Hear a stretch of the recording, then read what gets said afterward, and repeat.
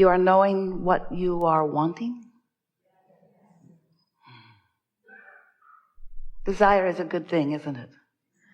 Desire that you believe, nothing feels better than that. That anticipation of more and more wonderful things coming to you. It's really what you are about. It's why this time and space looked so appealing to you. Because you knew you would come into this environment of variety, which would give you an opportunity to come to your own personal and very important conclusions about what you prefer. And you understood before your emergence into this body that once you decide, a powerful word, once you make a decision about something, think about the power of a decision. Once you decide, not once you ponder, not once you speculate, not once you wonder, not once you weigh the pros and the cons and the pluses and the minuses, but once you decide, once you come into alignment with your idea of desire, so then there's no resistance within you, then all things move in cooperation with your decision. In your indecisiveness, in your, I want it, but, I really, really want this, but, then there is a split or a resistance, self-imposed, that just slows everything down, dilutes the power of it. And that indecision is what then brings about frustration because of the slowness of the response. When you have decided, then you are powerful. But it takes a little while to become decided, doesn't it? You have to sort of collect some data. Sometimes, you're doing so well. Sometimes you'll be all tuned in, tapped in, turned on. And you'll be going with the flow, and we mean that literally.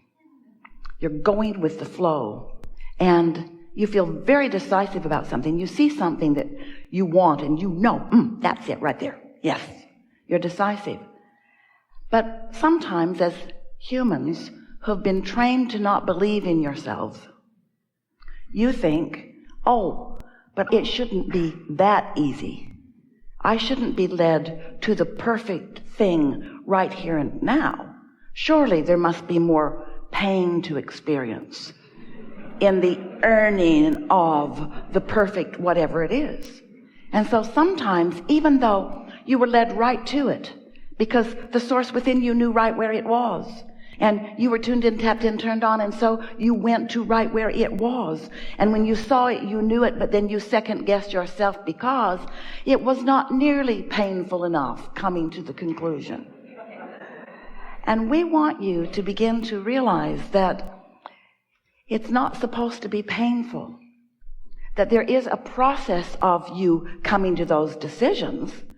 There is a process by which you sift and sort and come to your decisions. You know when you don't prefer something, and you know when you do prefer something.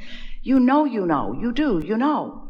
But sometimes along your unfolding of your path, others have convinced you that you just think you know, but you don't really know. And that they are really the ones who know. And so you should listen to them because they know. And often they will accuse you and us. They accuse us of teaching you selfishness. We say, we do. Yes, we do. We do. Chapter 1, selfishness.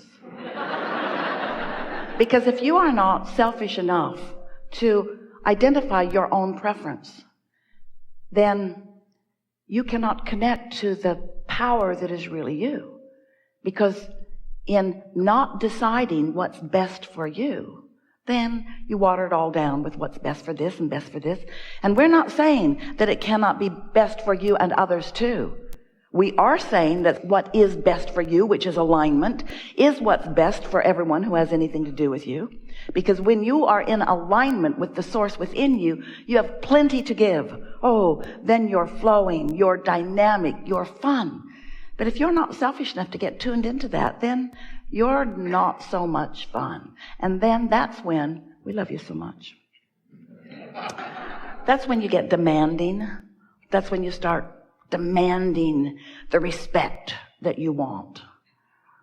So this process of coming to your decisiveness, this process of what we are calling the process of deliberate creation, because it's no fun just to stumble into it. You think you might like that, but you really don't.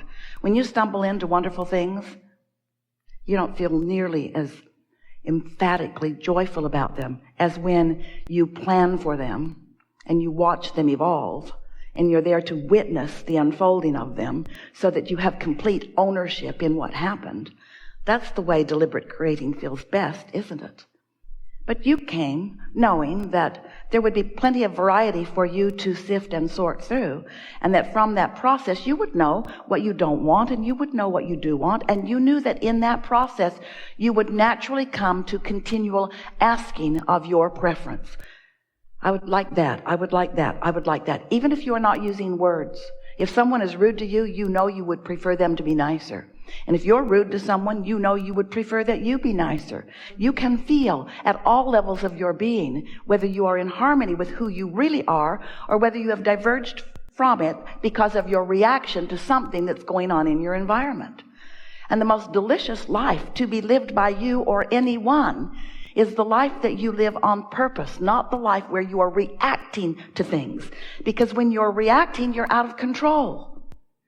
But when you're deciding, when you are deliberate, then things line up for you and you have that knowing of every part that you played in every part of the unfolding of it. So then, when the manifestation of it is realized by you, how sweet that manifestation is, because you recognize the components of it that you have accomplished. So, sifting and sorting, knowing what you do want, knowing what you don't want, causes you to accomplish without even knowing there was a step one. Because asking is step one, asking for something. And the more sifting and sorting you do, the more knowing what you don't want and knowing what you do want that happens, then the more decisive you are, yes, about what you want. And so asking is so important, step one.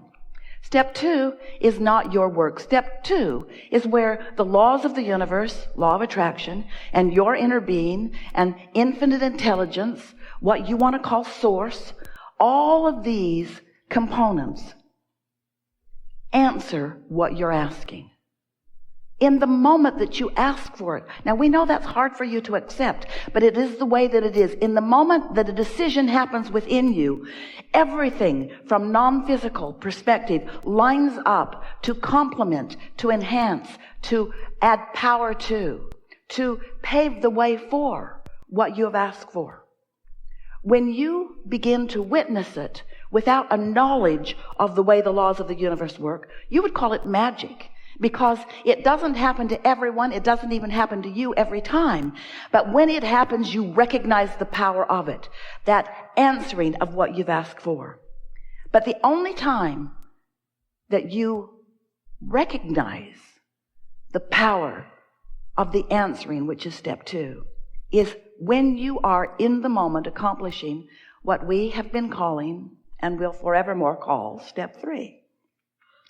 The art of allowing, being in vibrational alignment with your own request.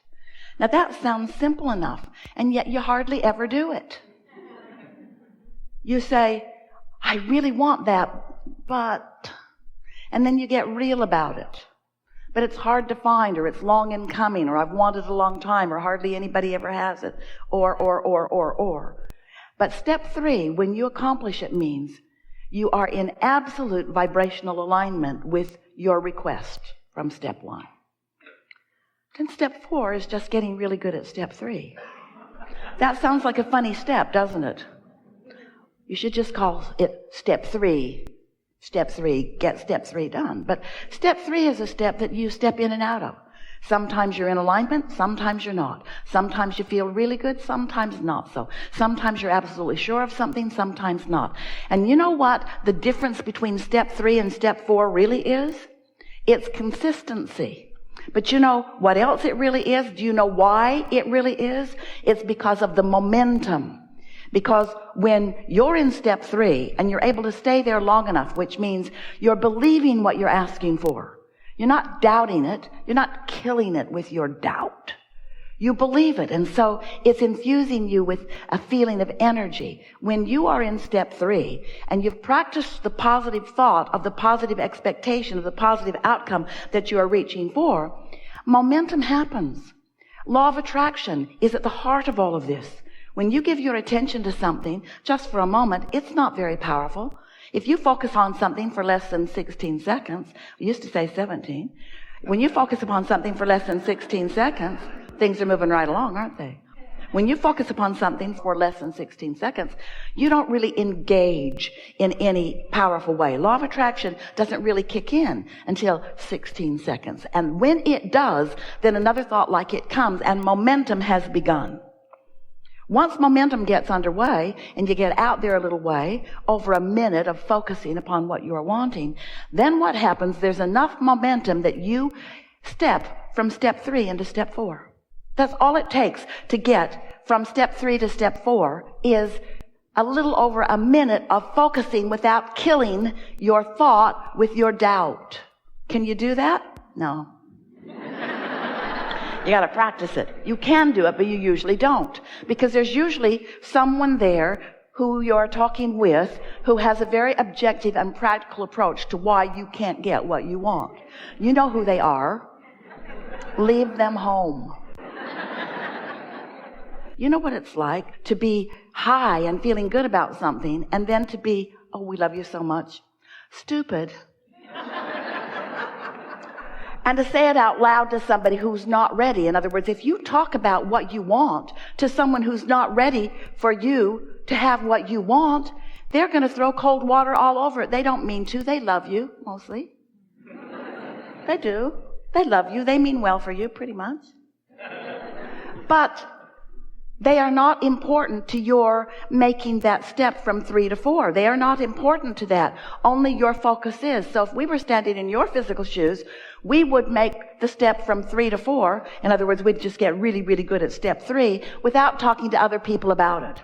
Because when you talk to other people about it, you clutter your environment with their problems, with their doubts, with their disbelief, with their attraction of things that you don't want, with their peanut gallery assessment of why you should be cautious about this thing that you've decided you want. So we're saying to you that these steps are private steps.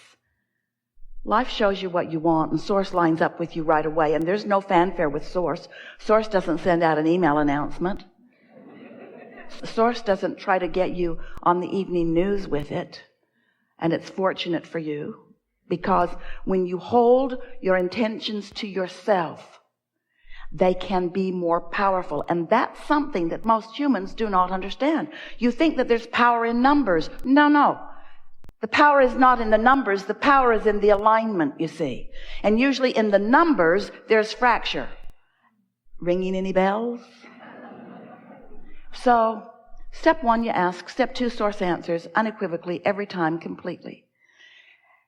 And when that happens, a vibrational reality begins to form, and momentum begins to be accomplished right away. And this vibrational reality, which is what step 2 accomplishes, is so vivid and so powerful that we have named this vibrational reality the vortex.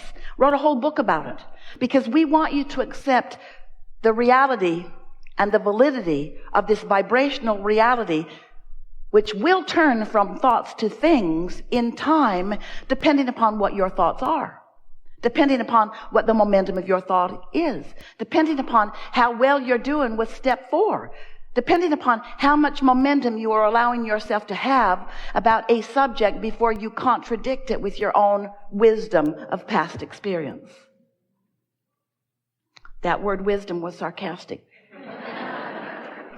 You are wise, but you're not usually using your wisdom when you are looking back for evidence of why this won't work now, because it didn't work before. So if you could forget about what didn't work, then every fresh desire you hatch would work. But we don't want you to have a lobotomy. That slows things way down. We just want you to focus with more deliberation. We want you to care more about alignment, which really means we want you to care more about how you feel.